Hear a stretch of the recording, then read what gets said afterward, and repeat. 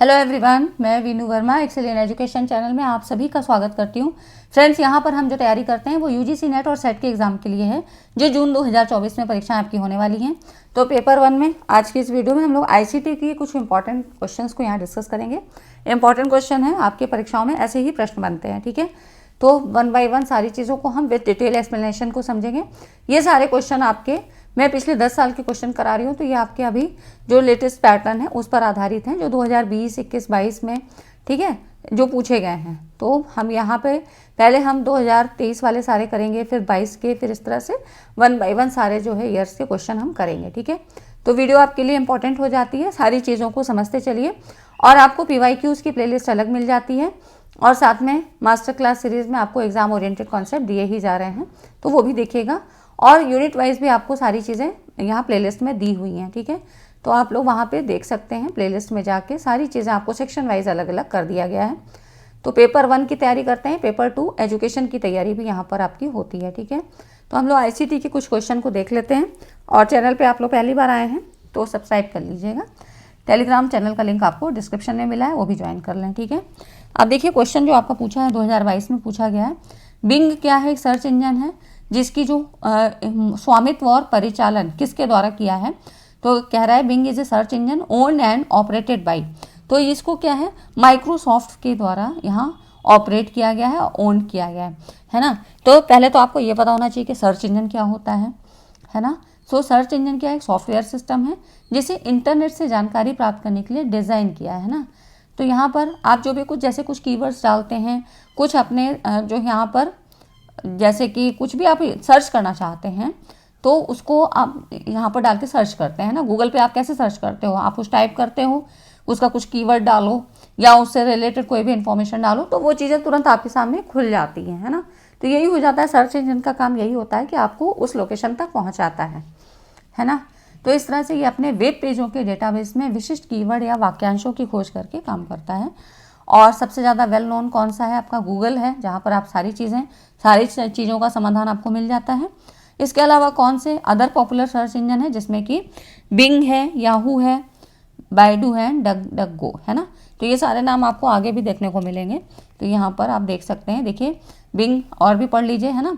अब जो आपके जो ऑप्शन है ना उसके बारे में दिया है। तो यहाँ क्या है, बिंग एक सर्च इंजन है और इसका जो स्वामित्व और परिचालन माइक्रोसॉफ्ट के द्वारा किया जाता है। इसके जनक बिल गेट्स और पॉल एलन है, ठीक है। अल्फ़ाबेट क्या है? इनकॉर्पोरेशन गूगल की होल्डिंग कंपनी है ना। तो यहाँ पर आप देख सकते हैं कि क्या है, अमेजोन आपको पता है मल्टीनेशनल अमेरिकन टेक्नोलॉजी कंपनी है ना। तो इस तरह ये सारी चीज़ें आप बहुत अच्छे से यूज़ करते हो, अमेजोन, फ्लिपकार्ट, है ना, ये सारी चीज़ें। तो यहाँ पर ये सब चीज़ें हैं जिसको आपको जानना चाहिए, ठीक है। उसके बाद देखिए जो अगला है, इसमें कह रहा है which of the following peripheral devices are commonly known as input device. Input device क्या होती हैं? जो कि इंस्ट्रक्शन देने का काम करती हैं, है ना। तो इनपुट डिवाइसेस हमारी इनमें कौन कौन सी आ जाती हैं? तो यहाँ पर देखिए आपका यहाँ पर ऑप्टिकल OMR है ना, optical mark reader, graphic tablet और लाइट पेन, ये सारी चीज़ें। और प्रोजेक्टर क्या होता है? जो आपको बाहर मतलब दिखाई देता है ना। जब इधर से ट्रांसपेरेंसीज वगैरह लगा के देखा जाता है तो वो आप कहाँ देखते हो? प्रोजेक्टर पे। तो ये तो क्या हुआ, हमको आउटपुट सप्लाई दे रहा है ना। आउटपुट पे सोर्स हमको यहाँ पर दिखा रहे हैं कि किस तरह से प्रोजेक्टर पे चीज़ें दिखती कैसे हैं। हेडफोन पे भी आप यहाँ पर सुन रहे होते हो, है ना, हेडफोन लगा के। तो ये आपकी सारी चीज़ें हो जाती हैं इसके अंतर्गत। तो optical mark reader, graphic tablet, है ना, light pen. Input device hardware के उपकरण हैं जो कंप्यूटर को डेटा और इंस्ट्रक्शन देते हैं ना, जिससे कि यूज़र कंप्यूटर के साथ जो है संपर्क कर सके और उसे कंट्रोल कर सके, ठीक है। नेक्स्ट आप देखिए यहाँ पर कह रहा है identify the tools for shared viewing of visual and other interactive content with real time environment. अब इसमें कौन कौन सी चीज़ें हैं कि दृश्य तथा अन्य विषय वस्तु के साझा परिलोकन हेतु, है ना। यहाँ पर कह रहा है कि रियल टाइम एनवायरनमेंट में इंटरैक्टिव कंटेंट के लिए कौन सी चीज़ों को हम यूज़ कर सकते हैं, कौन से ऐसे टूल्स हैं। तो इसमें देखिए ये जो आपका है, इसमें वर्चुअल वाइट बोर्ड है ना, उसके बाद स्लाइड शोविंग होती है जहाँ पर क्विज़ वगैरह होती है, पोलिंग होती है, क्विजिंग होती है। ये सारे सॉफ्टवेयर टूल्स आप यूज़ कर सकते हो जहाँ पर इंटरैक्टिव कंटेंट आपको देना है विथ रियल टाइम, है ना। तो रियल टाइम में मतलब तुरंत तुरंत आपको रिस्पॉन्स भी मिल जाता है। अवतार क्या होते हैं? तो अवतार is a meta search engine that allow users to search multiple search engines simultaneously and display the combined result. मतलब कहने का मतलब है कि ये मेटा सर्च इंजन होता है जहाँ पर आपको बहुत सारे मल्टीपल सर्च इंजन को यहाँ पर सर्च किया जा सकता है, ठीक है, और कंबाइंड रिजल्ट इन सब का देखा जा सकता है, जैसे कि वीडियो गेम वगैरह में, सोशल मीडिया या बिजनेस और मार्केटिंग में, है ना। और हम एजुकेशन में कैसे यूज़ करते हैं, तो वर्चुअल क्लासरूम और ई लर्निंग प्लेटफॉर्म में, जहाँ हमें एक साथ कई चीज़ें दिखानी रहती हैं, तो यहाँ पर हम इसका यूज़ कर सकते हैं, ठीक है। तो इसका जो राइट ऑप्शन आपका ये हो गया। अवतार आपका इसमें नहीं आता है ना, इंटरेक्टिव कंटेंट बनाने के लिए नहीं है, ये आपका मेटा सर्च इंजन में हो जाता है, ठीक है। यहाँ पर देखिए अवतार क्या है, 3D दुनिया में यूज़र्स के द्वारा कंप्यूटर निरूपण है ना। तो ये इसके यहाँ पर इसके बारे में दिया, जो मैंने आपको ओरली सारी चीज़ें बता दी, ठीक है। इतनी चीज़ें समझ में आई। वीडियो को लाइक नहीं किया तो लाइक शेयर ज़रूर कर दें। आप देखिए जो अगला क्वेश्चन है, internet based communication for learning is, internet आधारित संचार क्या होता है, जो इंटरनेट के द्वारा है तो कैसा होगा, उसमें आपकी आइसोलेटेड फील्ड तो बिल्कुल नहीं होगा, इंटरैक्टिव हो जाएगा, है ना, ऑटोमेटिक होगा और यहाँ पर वाइड रेंजिंग होगा, है ना। ये चीज़ें आपकी इंटरनेट बेस्ड कम्युनिकेशन में होंगी, है ना। सब 2022 में सारे क्वेश्चन आपके पूछे गए हैं, है ना। तो ये आपका यहाँ वाला ये ऑप्शन सही हो जाता है ना। तो इस तरह से क्वेश्चन आपको आते हैं। देखिए अब इसको हम कैसे एलिमिनेट करेंगे, जैसे आपको आइसोलेटेड, है ना, क्या अलग से अलग थलग आप यू फील करते हो, ऐसा नहीं है ना। तो आपको जो ए ऑप्शन है ना, इसको हटा देना है, जहाँ जहाँ ए है, ए वाला ऑप्शन आप काट दीजिए, क्योंकि ये वाला तो बिल्कुल भी नहीं होगा। तो जिसमें भी ए है वो आपको नहीं लेना है। अब आपके पास आसान हो जाता है, 50-50 वाला चांस हो जाता है, जिसमें आपको 2 ऑप्शन में से ही छांटना है ना। तो अब इसमें आप देख सकते हो कि कौन सा हो सकता है, ठीक है। तो ऐसे आप आंसर को एलिमिनेट करके देखिए, है ना। ये हो जाता है इंटरनेट, जो मैसेजिंग से लेके कॉल करने तक इंटरनेट संचार के कई तरीके यहाँ पर शामिल होते हैं, और काफ़ी जो है यहाँ पर क्या होती है, मनी सेविंग होती है, इस तरह से इंटरैक्टिव होती है, ऑटोमेटिक होती है और वाइड स्प्रेड होती है, ठीक है। उसके बाद देखिए अगला जो क्वेश्चन है ना, which of the following are web search engine. Web search engine से बहुत सवाल पूछे गए थे 2022 में, है ना, जो मर्ज साइकिल हुआ था 2021-22 का, उसमें यहाँ से तो हो सकता है इस बार भी खूब ज़्यादा पूछे जाए। अब इसमें देखिए अभी भी आपको बताया था कि वेब सर्च इंजन में कौन कौन सी चीज़ें आपकी आती हैं। तो यहाँ पर आपको मैंने सारे नाम बताए थे, जिसमें आपके डक था, गूगल था, याहू सर्च था, बिंग था, है ना। क्या नहीं था, तो प्रिंटरेस्ट नहीं था। तो जहाँ ई है उसको हटा दीजिए, ठीक है। तो ये वाला ऑप्शन हट जाएगा, ये आपका हट जाएगा, यहाँ पर ये वाला ऑप्शन जिसमें चारों हैं, है ना, ये वाला क्लियर हो जाएगा, ठीक है। तो सर्च इंजन के बारे में हमने पहले ही जान लिया।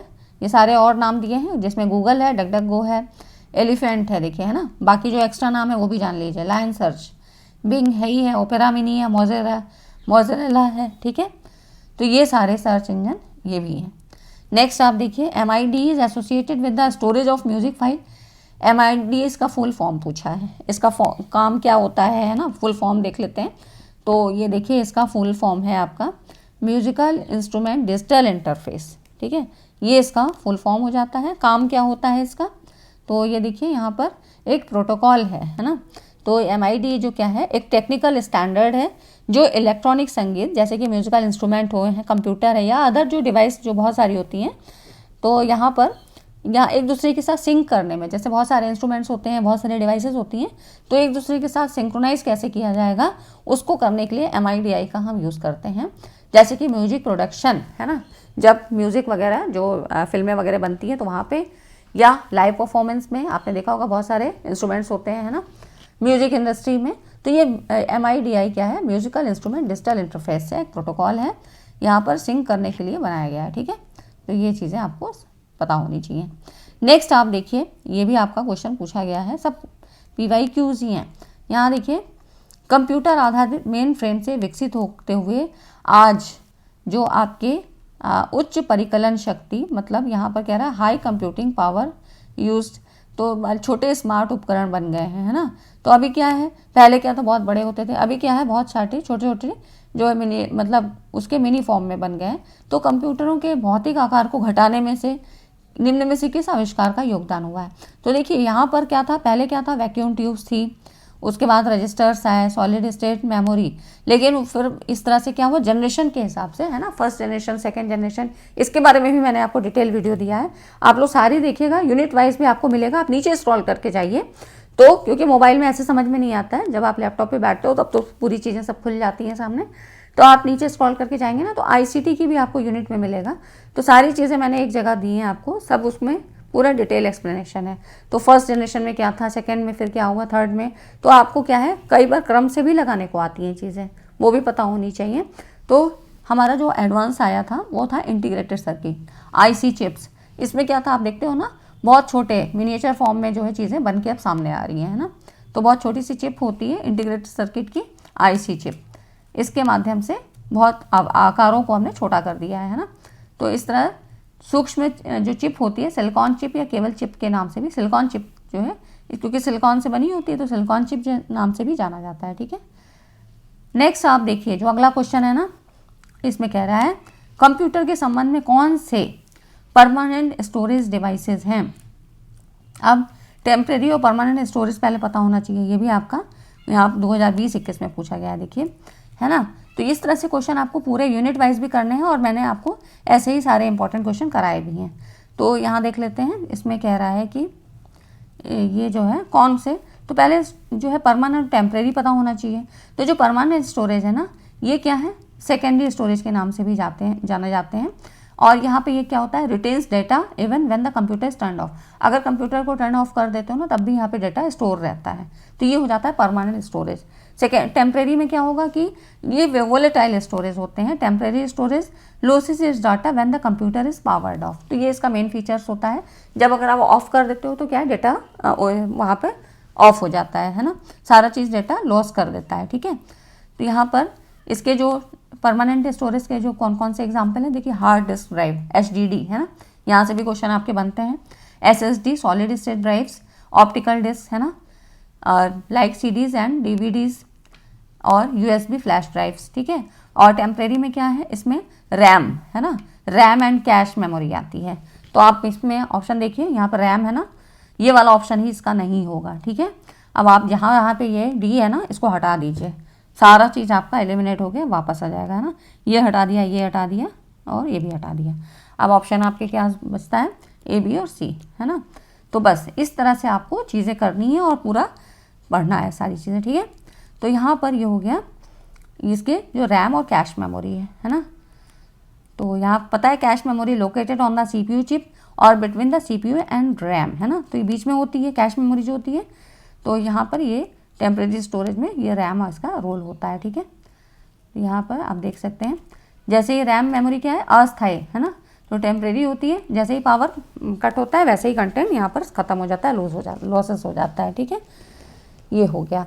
अब देखिए जो अगला है ना, what is the full form of the abbreviation BIOS. BIOS क्या है, बेसिक इनपुट आउटपुट सिस्टम है, तो ठीक है। तो कई बार आपको एक्रोनिम्स पूछता है जिसका एब्रीविएशन मतलब, और कई बार इसके फंक्शंस भी पूछ लेता है, वो भी पता होना चाहिए। तो यहाँ पर जो बायोस का है, इसका ये काम ये होता है कि ये कंप्यूटर को मतलब बूट करने के लिए होता है, चालू करते हैं। और रोम में जो बायोस होता है, सॉफ्टवेयर कंप्यूटर के प्रत्येक हार्डवेयर की जांच करता है, ऑपरेटिंग सिस्टम को प्रारंभ करता है। मतलब ये कह सकते हैं, देखिए सिंपल वर्ड्स में, सिस्टम बूटिंग के लिए हो गया, हार्डवेयर कॉन्फ़िगरेशन के लिए हो गया, सिक्योरिटी पर्पज से भी यूज़ किया जाता है, ठीक है। तो यहाँ पर ये सारे काम इसके बायोस के होते हैं, है ना। तो यहाँ पर आप बाकी चीज़ें आप पढ़ सकते हो, ठीक है। तो ये आपका डिटेल हो गया इसके बारे में। फिर देखिए जो अगला है ना, ये what is the name for a web page addresses. Web page address के लिए हम कौन सा नाम यूज़ करते हैं, तो एड्रेस के लिए हम क्या करते हैं, है ना, पता, किसी का पता जानना होगा तो क्या करेंगे, स्पेसिफाइड एड्रेस के लिए उसका जो पता होता है वो वेब पेज का URL करता है, URL, है ना, यूनिफॉर्म रिसोर्स लोकेटर। इसका जो है यहाँ पर ये हो जाता है full form, uniform resource locator, ये आपको पता होना चाहिए, ये इसका फुल फॉर्म हो जाता है। फंक्शंस के बारे में बात करें तो कंप्यूटर नेटवर्क की एक व्यवस्था जो कि बताती है कि जो डिज़ायर्ड मैसेज है इसको कहाँ पर उपलब्ध है, कैसे प्राप्त किया जाए, है ना। तो ये इसको क्या है, लोकेशन को रिसोर्स मतलब करता है, ठीक है। यहाँ पर इसके लोकेशन के बारे में बताता है कि कहाँ पर है, कैसे, और किसी वेब ब्राउज़र का उपयोग करके, और किस वेबसाइट या वेब पेज तक पहुँचने के लिए यहाँ पर किस तरह से पहुँचेंगे हम URL के थ्रू। तो ये यूआरएल का काम होता है। इसमें डोमेन नेम शामिल होता है, जिसमें डोमेन नेम में आपके शब्द हो सकते हैं, अंक हो सकते हैं, कुछ पंक्चुएशन मार्क्स हो सकते हैं, है ना।